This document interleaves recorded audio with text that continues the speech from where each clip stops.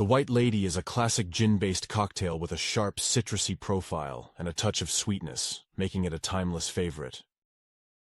You will need the following ingredients: 2 ounces gin, preferably a London dry gin for best results, 3/4 of an ounce.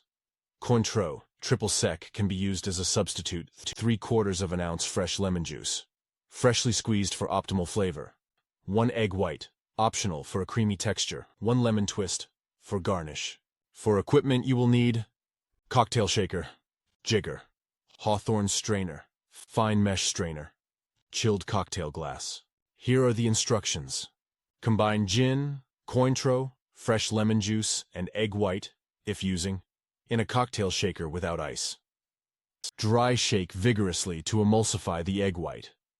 Add ice to the shaker and shake vigorously until well chilled. Double strain the mixture into a chilled cocktail glass using both a hawthorn strainer and a fine mesh strainer. Garnish with a lemon twist. The White Lady was created in the 1920s by Harry McElhone, who is also famous for creating the Bloody Mary.